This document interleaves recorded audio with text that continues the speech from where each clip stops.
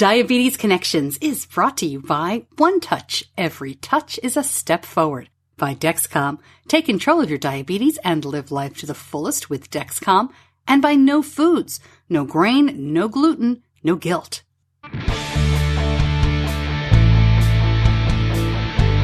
This is Diabetes Connections with Stacey Sims. This week, the first week of December, means my family marks 12 years since we were told our toddler had type 1 diabetes. A look back today and an update on how we're managing some significant changes to tell you about. Also this week, one of the biggest changes in the past 12 years has been the rise of smart devices. Smartphones weren't around when my son Benny was diagnosed. Imagine that. We'll talk about an app. It's called Klue, and it can sense when you're eating just by your hand movements and then remind you to bolus. This podcast is not intended as medical advice. If you have those kinds of questions, please contact your healthcare provider.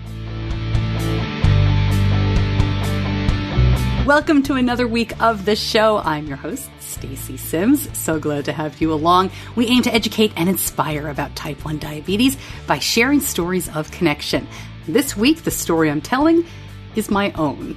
It has been 12 years since Benny was diagnosed, and I thought that we would take this opportunity, as it's also our 200th episode, to reflect a little bit and talk about what led our family to the decisions that we now make, and a little bit about what led me to start the podcast after all these years. So we've been doing Diabetes Connections now for 3 years, more than that. We started in the summer of 2015. And while I can't say doing the show has really changed the way that Benny manages or, that we manage, it certainly has changed the way I look at some things in our community. And I'll share some thoughts about that along the way. I also want to tell you about something new. I mentioned in that little tease that I do every week that smartphones weren't around back in 2006, and that is really hard to believe, but it is true. Trust me on this. And now we're talking every week, it seems, about apps and, smart sensors and different things like that. And this app, Klue, is really interesting because it can differentiate when you're talking with your hands and when you're eating. And I mentioned this during the interview. We'll get to that a little bit later in the show. But I'm a hand talker. Right now, my editor hates it because half the time I hit the desk or I hit the microphone. I'm doing a good job right now of avoiding that. But I do talk with my hands quite a bit. And this app somehow has the intelligence to know the difference. So we'll talk about Klue a little bit later on. Last week, I shared a review with you. That one was from Apple Podcasts. I'd like to share an email I got this week. And you can always email me, Stacey@diabetes-connections.com. One of the things I'm hoping to do in the new year, which, my goodness, is almost here, is to have a little bit more interaction with you. We've got a great Facebook group going. I'm going to be reading more emails, and I've got some cool stuff coming up to get you more involved with the show. But let me start with this one. This is an email that came in, and she writes, "Hi, Stacey. My name is Andrea. I live in New Zealand, and I have a 9-year-old son with T1D diagnosed 3 years ago. I found your podcast about 6 weeks ago, and I've been binge listening since. Thank you for all of the great information." And her question in the email goes on to ask questions about the Friends for Life conference in the summer of 2019. This is the annual, it's the largest family diabetes conference in the world, and it is on Disney World property. It's at the conference center that they have there at Disney World. It's not in the park. That would be quite interesting if we could do it in the Magic Kingdom. But she had a lot of questions about that. So I referred her to the folks at Friends for Life and answered some of her questions. And then she went on to say, "I hope you're attending the Friends for Life conference. I'd love to say hi in person. I love what you do with the podcasts. I have downloaded Audible. I got Bright Spots and Landmines. I've bought a book by Aaron Kowalski, and I've bought the series from KJ Howe. So you are really having an impact on me. Cheers, Andrea." And if you're a new listener, those are all things I've recommended or talked about. So Andrea, gold star, you definitely get it this week. Thank you so much for writing in. I hope what I said back helped. And if you have questions, you can certainly email me again or just pop into the Facebook group and we'll get those questions answered. And I'll be honest with you, this may sound kind of like fake humble or whatever, but I cannot believe we have listeners in New Zealand. It's just amazing to me that, and I guess I can say this after 200 episodes, that we have acquired a fantastic bunch of listeners, including you as you listen. Whether you've been here from episode 1 or this is the first time you're hearing my voice, this community that listens to this show is smart, engaged, hungry for information, and keeps me on my toes. If I say something that's a little off or have questions, I hear about it and I love it. So thank you so much.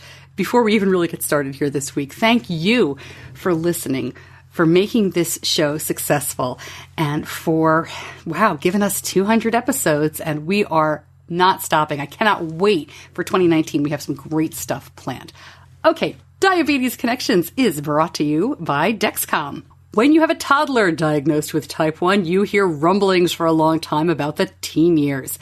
We talked about that last week quite a bit. I was so glad we had the Dexcom. Benny's insulin needs started going way up around age 11, and he has grown, I think his endo said he's grown 2 inches every year. He is 5'10", at least. Right now, he's got a size 13 shoe. So with the hormone swings, it's very difficult to imagine managing diabetes without the Dexcom continuous glucose monitoring system. We really can react more quickly to highs and lows, see the trends, that's so important to me, and adjust insulin doses with advice from our endocrinologist. I know using Dexcom and now the G6 is helping to improve Benny's overall health. Find out more, go to diabetes-connections.com and click on the Dexcom logo. Looking back, it's hard to believe that we have been in the diabetes community for 12 years now. I guess I've been in it a little bit longer than that. I was very fortunate because my radio station, I used to be a local radio host here in Charlotte, North Carolina, my radio station sponsored the JDRF golf tournament. So for several years, I would meet families, and leading up to the golf tournament, I would do an interview with one family and interview them and their cute kid and talk about the difference between type 1 and type 2. And so I learned a little bit about it. And I'd been a medical reporter on television before that, so I knew very little, but just enough to do a story once or twice a year, like you see on your local news. So when my son was diagnosed, I knew, as I said, just enough.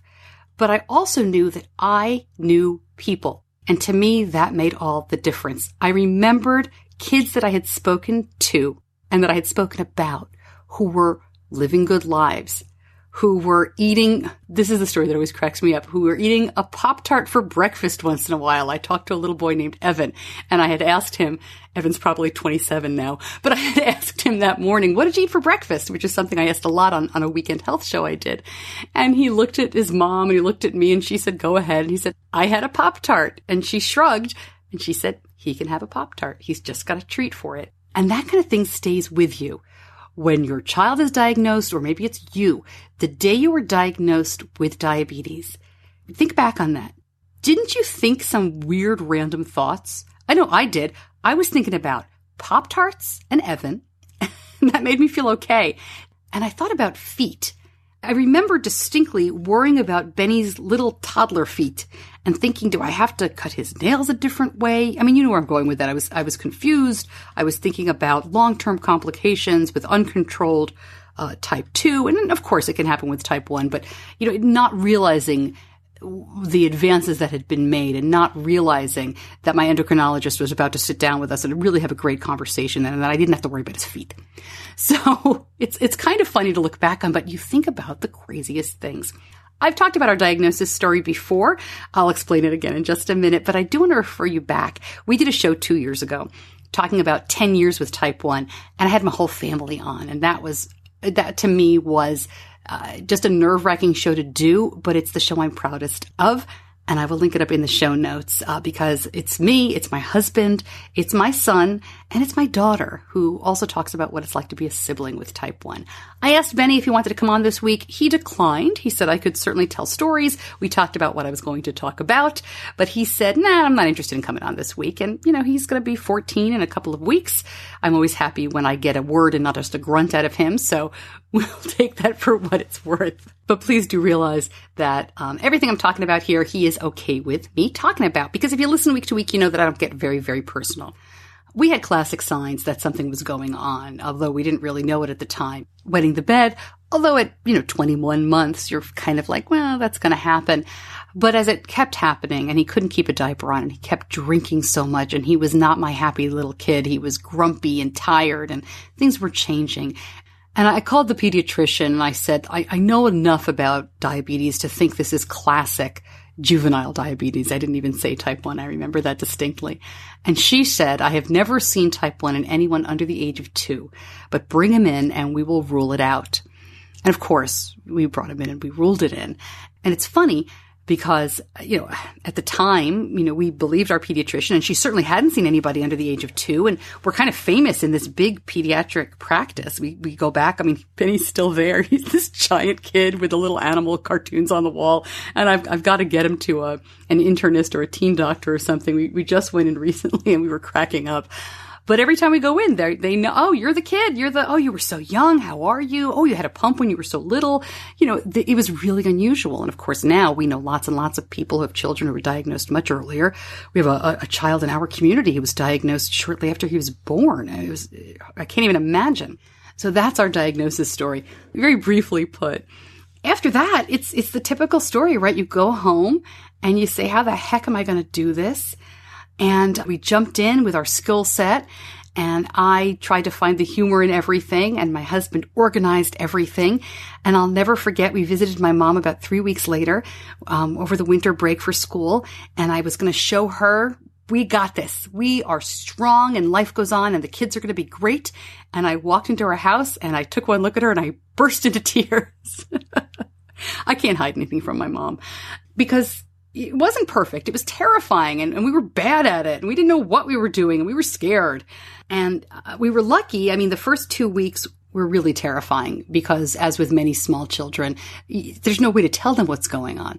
So your child is running away from you. Your child is hiding.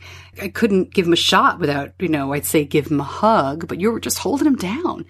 And I described those first 2 weeks as just screaming and crying and sweating. And, that was me. It was very disheartening. But Benny got used to things very quickly. He got used to shots after those first 2 weeks. He got used to the finger sticks a little quicker. I didn't really mind that. He would sometimes finger paint with the blood on the floor. That was no fun. Or he would chase his sister around, try to gross her out. But the shots took about 2 weeks. And most of the adjustment period after that was being terrified of how and where to eat. We were counting every single carb I was measuring ketchup. We were being extremely careful. I think I was fairly typical in that sense. We immediately went very low carb because I didn't want to give him any extra shots, but it didn't work out for us at all. None of us enjoyed eating that way. It didn't work out well for us. So we went back to eating everything in moderation, which was much better for my family. I'll tell you the last straw for me was when my husband brought home pork rinds. We are not kosher, but we are Jewish. And I had never smelled pork rinds. And not a go. No. So that was kind of the final straw of our low carb adventure. If you enjoy them, and many of my friends here in the South do, enjoy. Not for me. I'm sure you're not a fan of pickled herring. To each his own. Which is also pretty low carb, I guess, if there's not a lot of sugar in the cream sauce. So we went back to eating in moderation. It was tough, as you know. Our care team worked with us to really teach us how to tackle this in a toddler, and I will be forever grateful. They took my phone calls every single day. I really did call every day for a month. People think I'm exaggerating, but I had a question every day, and I'm a pain in the butt patient. I will advocate for myself and my family till the cows come home. And I really did call every day with lots of questions. I'm the person who stabbed myself with a needle and wanted to know if I was going to pass out from a low blood sugar. I once gave Benny a shot. We thought we'd try his stomach, even though he had no fat there. The needle went in and came right back out his skin, and I squirted the insulin. I think I was just so surprised. And I called them for everything. So after about 30 days, things settled down. And our routine was he took 1 shot of long acting, and then we dosed him for anything he ate and any high blood sugars. So he was getting 8 to 10 shots a day. This is not a kid who is dissuaded from eating by shots. He was very happy. Oh, you're going to have a snack? Here's a shot. He would just hold up his arm after a while. We switched to an insulin pump in 6 months. mostly because that was the time that our insurance made us wait. I knew after just a couple of weeks that, and doing research, that we would switch to an insulin pump. I was able to meet people in my community who had little kids on pumps. I had a fantastic endocrinology practice, as I've said, who were one of the first in this part of the country to put little kids on pumps. There used to be this thing that Maura McCarthy, who is a frequent guest here and good friend of mine, she says that when her daughter was diagnosed, the rule of thumb was when you can drive a car, you can drive a pump, which amazed me because what did they think 3-year-olds were going to operate their own pumps? To me, that's just backwards thinking. And thankfully, we didn't have to fight for it. We were able to get Benny on an Animas. It wasn't the Animas Ping. It was the Animas 2020.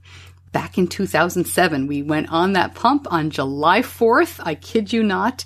Yes, and this is a pattern for us. We decide to do things on holidays. I think because I'm always around family at the big holidays, and it seems like it'll be easier if I have more help. I don't know what I was thinking, but it went great. And he really took to the pump. I will never forget the first 3 days on the pump, his blood sugar stayed like at 125. And we were thinking, this is the magical device that will change our lives. And of course, things kind of went back to normal. But I will never forget, we had to write down everything and really keep track. And I was up every 3 hours the first 24 to 48 hours to make sure that, everything was going okay with the pump at my doctor's orders. And he was steady and it was amazing. And it was an easy transition. And then, of course, it went kind of back to normal. Okay, let me pause for 1 second, take care of some business here, because Diabetes Connections is brought to you by OneTouch. OneTouch has been a trusted brand in blood glucose management for more than 30 years. This past year, Pharmacy Times and U.S. News & World Report named OneTouch as a #1 pharmacist-recommended brand in blood glucose monitoring devices based on a survey of pharmacists nationwide. Find out more about OneTouch brand products at diabetes-connections.com and click on the OneTouch logo. So I'm not going to go through year by year and day by day, because as you listen to the show and if you want to go back and read the blogs, you can see that we've been doing this for 12 years. I want to fast forward a lot and bring you to where we are today, because we've made quite a few changes in just the last couple of months. I don't bring these up as we do them because it's not really fair to Benny. I want to make sure he's comfortable, and because I don't have a lot of information to give you about the changes. So the changes that we've made are, I'll say threefold. There's two big ones, but I'll say three. So number one, a year and a half ago almost, we switched from Animas to Tandem, to the Tslim pump. And like many of you who are on Animas, we knew it was coming. We had actually made the decision to switch about 2 months before the news of Animas folding came through. We decided to switch to the Tslim because of the larger cartridge size. Benny's insulin needs, as I've mentioned, have increased tremendously. And our endocrinologist advised us to look at a larger cartridge, and it made a big difference. So we had already decided to switch. But that was a big switch for us after 11 years with one company and getting used to one kind of pump. At the end of August of this year, we upgraded to the Basal IQ software. I guess we upgraded. We downloaded it. I don't know what you'd call it. But, if you have an X2 pump from Tandem, they made the Basal IQ software available, and we downloaded it from the computer into the pump, which is still such a really cool thing to be able to say. And I really didn't expect it to make a big difference because he doesn't go low very often. I mean, yeah, he goes low sometimes, but our concerns are really more for highs. And I feel like with a 13-year-old at the time, we're just always fighting these highs, and he's getting more insulin, and I didn't expect it to really help. And then the third thing we did is that we've gone untethered. And untethered is often called pumping on long-acting insulin. We are using 1 shot a day of long-acting insulin. Benny takes Tresiba, and we are using that for 30% of his basal. The other 70% comes from the pump. We've been talking about doing this for really a couple of years, mostly in the summertime. But Benny, it's his decision at this point. He is old enough where while I'll urge him or I'm not above giving an incentive, it's really his decision what gear he's wearing and what he does. The only non-negotiables, of course, are put the insulin in and make sure you know your blood sugar. But other than that, I don't parent, and I'm not a fan of parenting, where a child of, let's say, reasoning age, you're not going to ask a 2-year-old, is forced to wear a medical device. That is a soapbox for another day. But those are the three biggest changes that we've made in the last couple of years. I will also say adding a Dexcom, but that was more of an addition rather than a big change. I would also say adding the CGM. That was when Benny was 9. And again, that was pretty much his decision. I had asked him to do that for a while and told him it was up to him. And then he surprised me one day at our endocrinology appointment. And he said, "Hey, I'd like to learn more about CGM." And then like 2 weeks later, he had it on. So that was terrific. And that'll be 5 years ago in just a couple of weeks. But I'm not counting that because that's not so much of a change that we've made recently as an addition. Splitting hairs. Let me talk a little bit first about the Basal IQ. We did a show on this when we first tried it out. Quick review, and you can go back and listen to that. I think this is amazing. I don't know the secret sauce of how this all works. And yes, I will have the Tandem folks back on. But there is something about this that doesn't just keep you from going low. Most of the time, it's not perfect. I mean, if you've overdosed for carbs or you've done a ton of activity and you've got insulin on board, it's not going to prevent every low. But it really does work very, very, very well. It also seems to keep Benny steadier. It seems to keep him in range more. We saw an immediate change 1 month in, and it was a significant change in terms of average blood sugar coming down. So that was fantastic. We debated then starting the Tresiba. We had talked to our endo about that at the end of summer before we started Basal IQ. We had a timeline. There was a class trip. We wanted to wait until after that. There were some overnights involved. And we were thinking, should we do it? It's, we're going to mess up the Basal IQ. I talked to my educator to make sure that we weren't going to mess this whole thing up. And that's when we agreed upon the 30-70 split. I knew we were going to do some kind of split. We decided that 70% in the pump was still enough for the Basal IQ to work and keep him from going low. Why did we want to do this if I'd already seen a significant drop in average blood sugar and time in range? Well, the problem is the inset. Insets suck. Insets, I don't understand. They are the weak link in pumping. And we keep hearing that there's going to be a better one. Well, when you hear about it, can you send me a link? Can you send me to the company? Because while the insets work fine, right? We are very fortunate. We don't get a lot of occlusions. We don't get a lot of bent cannulas. They go on his body and they stay there. But they crap out because of the amount of insulin that is pumped through. I don't generally talk numbers, but we're in far enough of this episode. If you're here, you're family, right? So I can tell you a little bit more. I don't like to share numbers, not because they're bad. As we heard last week, there are no good or bad numbers, right? They're just numbers. But I don't think that Benny's personal health information is mine to share. So the numbers I'm going to share here are not A1C or average blood sugars or things like that, but they are amounts. Benny's basal rates and boluses are big. And it's hard for somebody like me who started when he was not yet 2 years old and his average basal rate was something like 0.025, right? I mean, one of the reasons we got the Animas was because it had that teeny tiny dosing that you could do for little kids. Well, his hourly basal rate was up to 3 point something an hour, kind of changed throughout the day, but it was 3 point something every single time period of the day. And when you're pushing that much insulin through, the insets crap out. Now again, don't email me. I know some of you are clutching your pearls and thinking, my 6-year-old is never going to use that much insulin, or my 15-year-old is never going to use that much insulin. You know what? I have beat myself up about this. I have worried and I have cried to my endocrinologist. And he has told me time and time again, the amount of insulin you use is not a judgment call on your body, on your diet, on your parenting. Yes, if we were feeding Benny donuts and pizza all day long, I would allow you to get on my case. But he's just a big kid. He's going through puberty.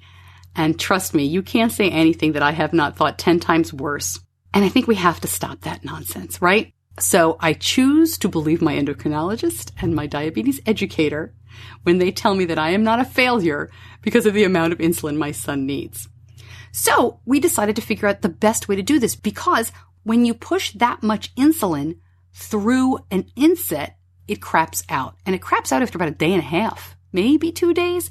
So we were getting that third day every day above 200, every afternoon above 250. And it was just ridiculous. And we would change it, immediately go back. We'd have a great 24 hours, an okay 48 hours, and a really sucky 72 hours.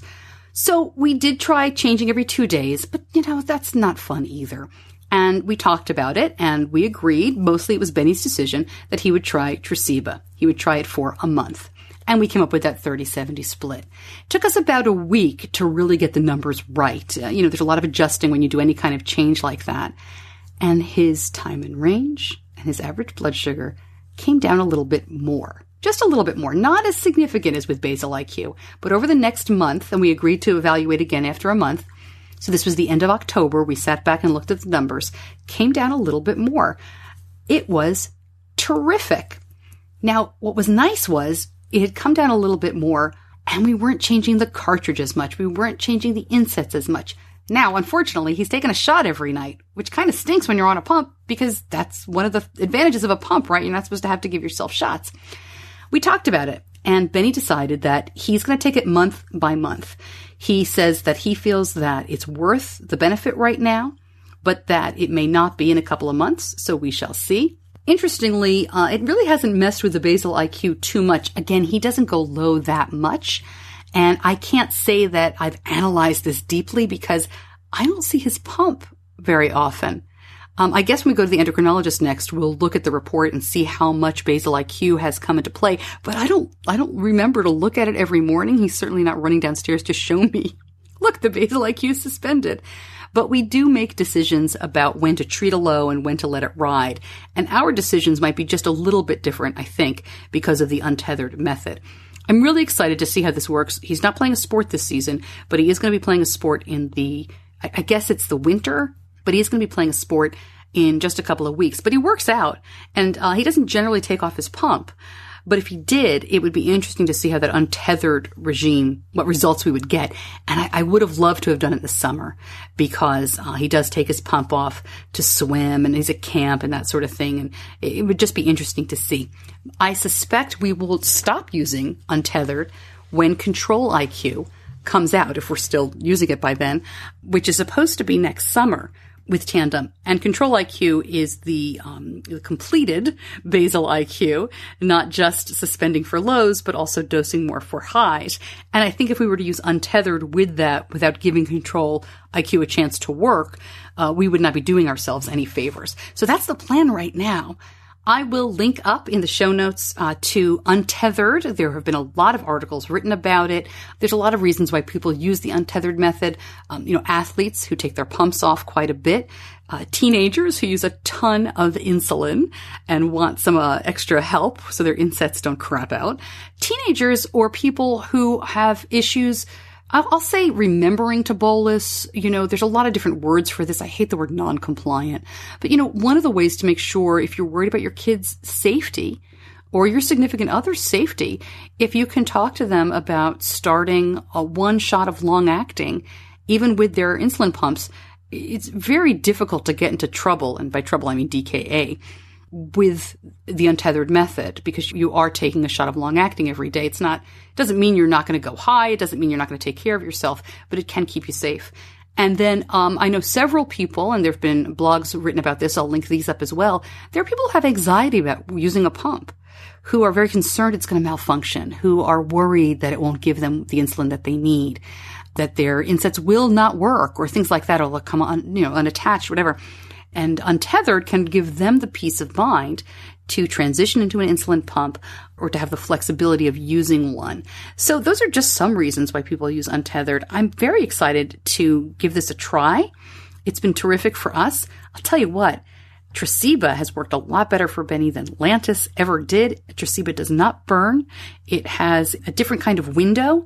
In other words, you don't have to use it at the exact same time every day. I mean, you can go a couple of hours past. And I think it does stay in the body a little bit longer. And it takes a little bit longer to really ramp up and start working well. But it gives you more flexibility that way. So that's where we are. I'll post in the Facebook group about a little bit more of this. But I'll tell you what, I think we're doing pretty well after 12 years. It's a little bit more difficult for me, I'll be honest with you, because I'm doing less. And it's difficult to look at my son and not think, well, if I were still in charge of that, I would do it better. But at the same time, I can let him do things and be more independent in a way that I certainly would not have been comfortable with years ago. He can problem solve, which we talked about last week with Jill about knowing when your teenagers are doing well. And he's not afraid to ask for help when he needs it. And he jokes about diabetes, which I think is a good thing. He takes it very seriously. I don't doubt that he knows what he needs to do. He forgets like any kid. But he has a great sense of humor about it as well. So while things are not perfect over here, they are fantastic. And I'm really proud of him. And I have to say a lot of that credit, I'll take some of it. My husband should take some as well. But I do credit being part of this community as long as we have. As I said at the very beginning of this story, we were in the diabetes community before Benny was diagnosed. He has never experienced a time where he didn't know someone personally with type 1. He could always, even at age 2 or 3, call someone, or we could show him someone or bring him to someone. His own age, we were in a D buddies group that my fabulous friend Anne started of little kids with type 1. So he never had the chance to think, I'm isolated, I'm different, I'm weird, I'm alone. And I think that has made all of the difference. He doesn't call his diabetes friends every day, and he's certainly not going to be friends with anybody anymore just because they have diabetes. Those days are long gone.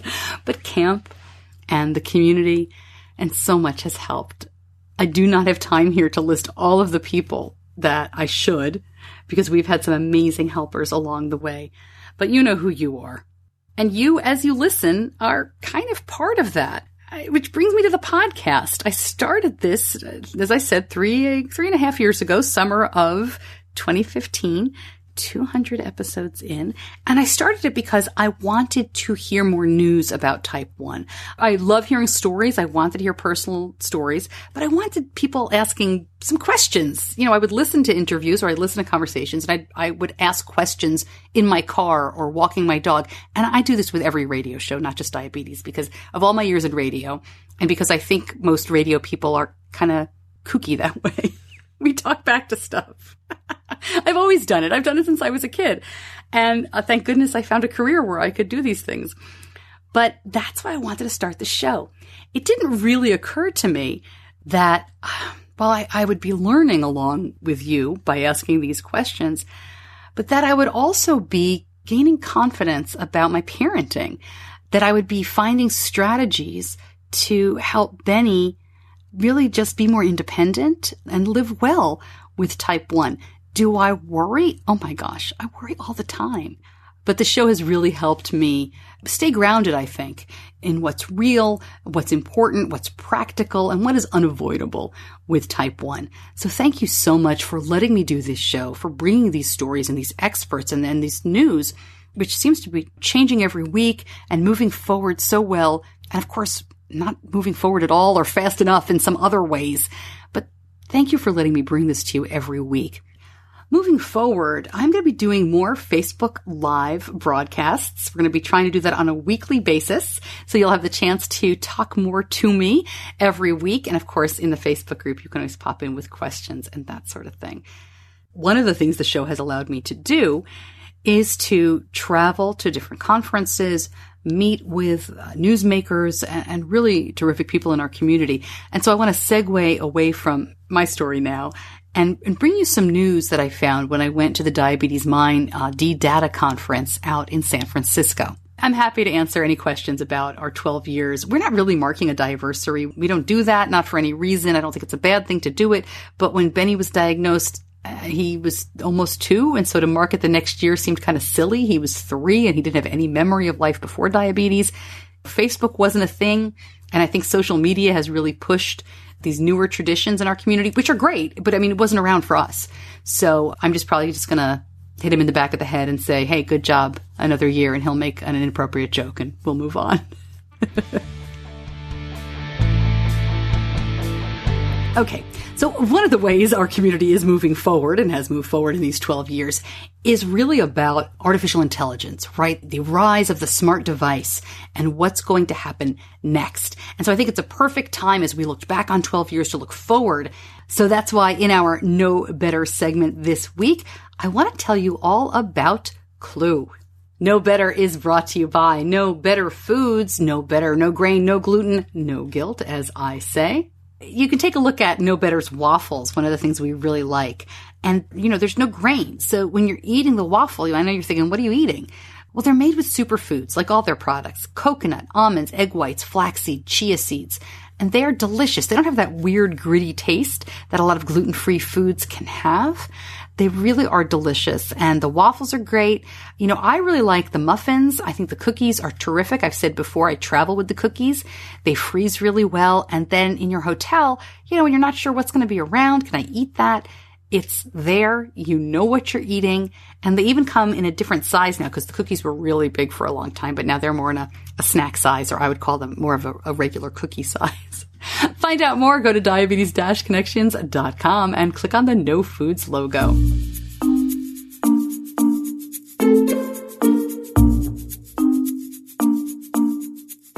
Klue is basically software that detects behavior in real time.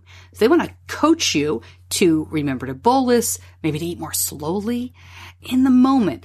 It's in a watch, and it's an app right now, and it tracks when you take a bite or a sip by your hand movements. And then they get your consumption habits, but they also remind you when to bolus. I will let them describe it. And by the way, there's a way that you can sign up to check it out. It's a bit in beta right now, and I will put that in the show notes so you can find out. In this interview, I mention Bruce. I say Bruce was showing me this and he was showing me that. I'm referring to Bruce Buckingham.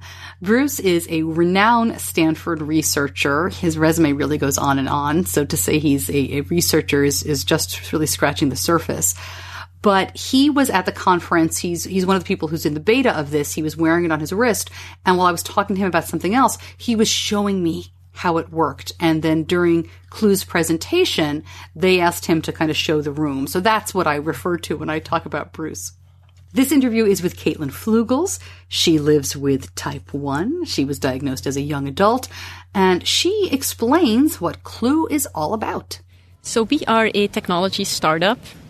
We developed software that analyzes hand movements to detect when someone is eating or drinking.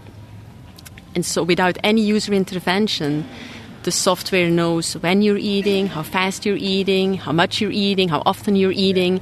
And since all the processing happens in real time, we can now act or interact with the users at these high impact moments, kind of in the moment in a very contextual way.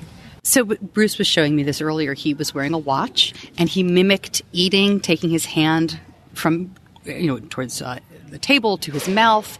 Is that what you're talking about? That is correct. So we use the motion sensors in the wearable devices to capture the hand movements. So the plate to mouth hand movements to basically detect, okay, this was a bite, this was a sip, and then we do further analysis on it to really understand, okay, how big a sip was it? So we convert the sips into fluid ounces, which is being displayed on the watch as well. So I'm going to have many dumb questions. And my first is, how do you account for someone who talks with their hands? I feel like my hands are always in front of my face. So that's the magic, the machine learning and AI behind it. So we have currently more than 1.5 million data sets or gestures in our data set. So that's basically we've hardened the algorithms to really be able to very accurately distinguish eating and drinking gestures from any other gestures people might be doing during the day. So the idea is to somehow combine this algorithm that senses when you're eating and drinking with an insulin pump, with a CGM. What's the goal? Yes, so there's a couple of things, right? So what we actually announced in conjunction with this event is a real-time bolus reminder app, which basically will help people when they start eating, help them remember to bolus. So it's a very gentle nudge on your wrist, on the watch, that just says, hey, are you eating? And then did you bolus? You can snooze if you want to get another reminder later. Of course, you can dismiss, you can or you can confirm. So that's kind of one application where it's, okay, the fact that we can detect this in real time, we can really remove some of the cognitive burden associated with remembering. And as it turns out, 1 out of 4 meal boluses are either missed or late. And so forgetting is one of the main reasons for poor glycemic control.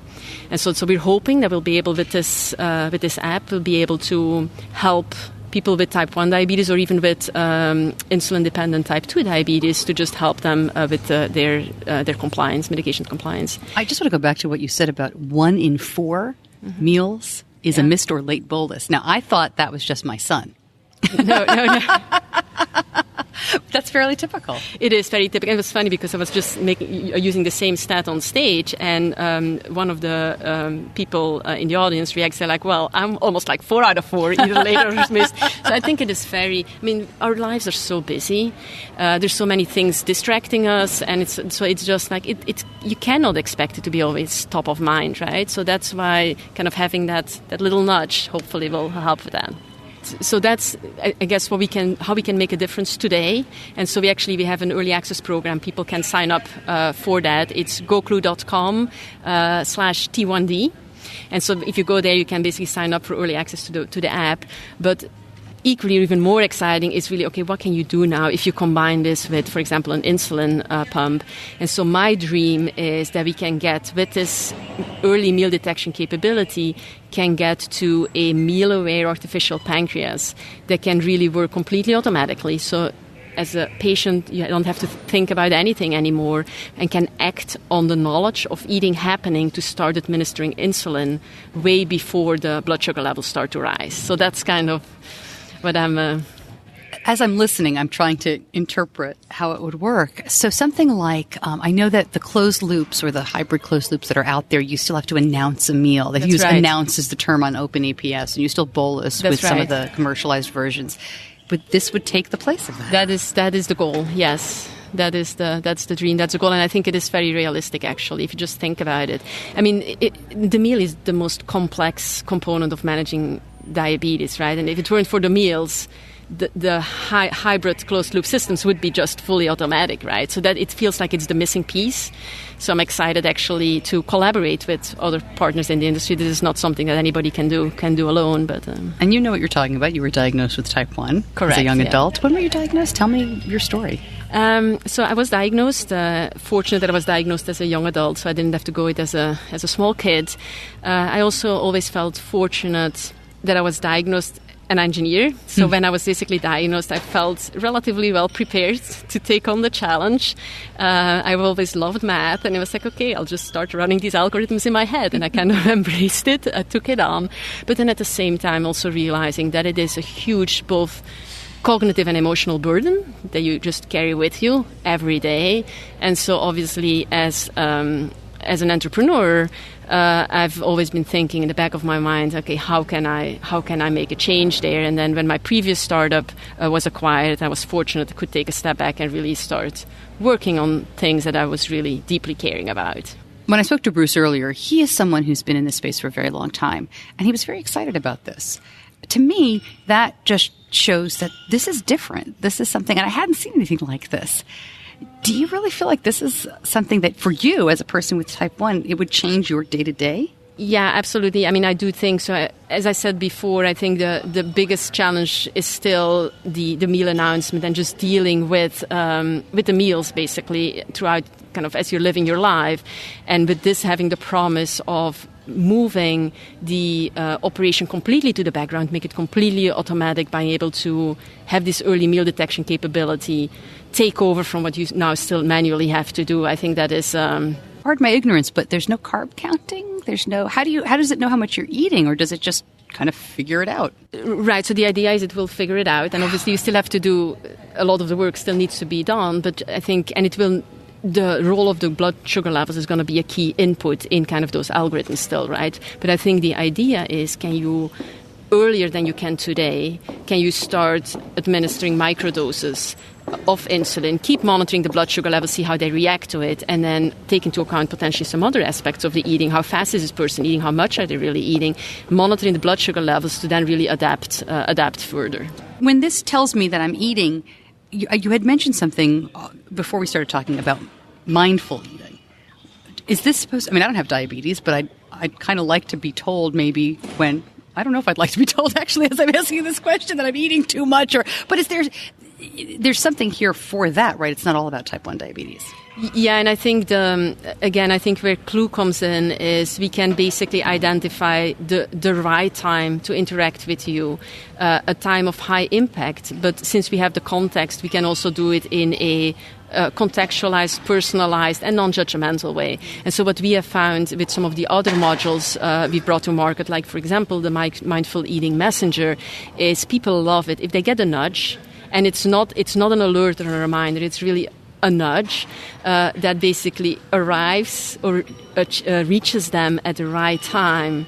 It is a very empowering experience. So, for example, we have a pace coach which just sends you a very gentle, friendly, fun nudge when you're eating very fast. And when you're eating mindlessly, it does stop you in your tracks.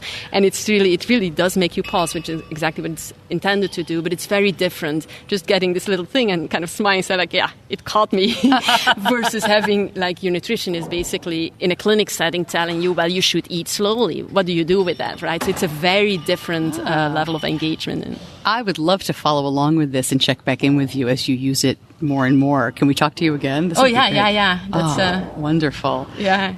Well, thank you so much for joining me. No, thank you. Thank you for having me. More information in the show notes at diabetes-connections.com. That link from goklue.com to sign up for the beta will be linked up right there in the show notes. So definitely go check it out if you've got a smartwatch, or maybe you're going to be getting one in the next couple of weeks.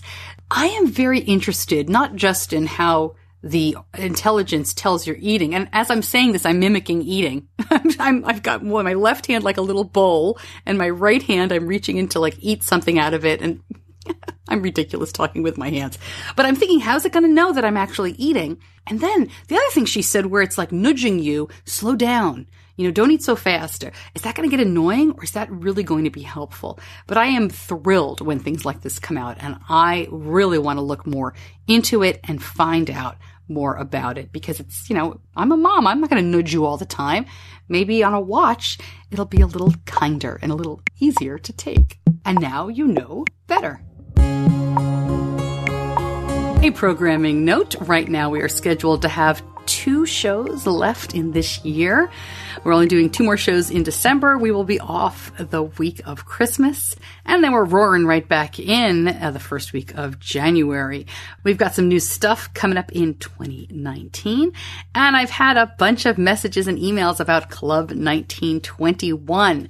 We are in beta right now, so definitely check out the Facebook group, or sign up for the newsletter if you're not in the Facebook group, and the newsletter link is always in the show notes, or if you just go to diabetes-connections.com and you haven't already signed up, the link should pop up as soon as you head to the website. So that's the best way to stay tuned on Club 1921, which is our app launching soon, all about diabetes events.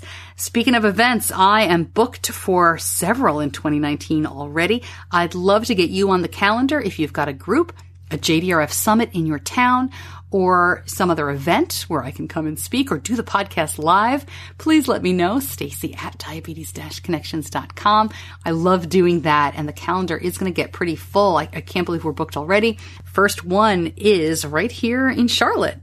The Greater Western Carolinas chapter of JDRF got their summit coming up in mid-January, and then in March, be heading out to Seattle for Friends for Life, the first time they're having a conference, I believe, in Seattle. Their West Coast conference has moved, so I'm excited to go check it out. As always, a big thank you to my editor, John Buchanan from Audio Editing Solutions, and thank you as you listen. It's hard to believe it's 12 years with Type 1, and it's hard to believe it's more than 3 years with this show. Thank you very much for being on this journey with me. I appreciate it so much, and it is an honor and a thrill to create this show every week. I'm Stacey Sims, and I'll see you back here next week.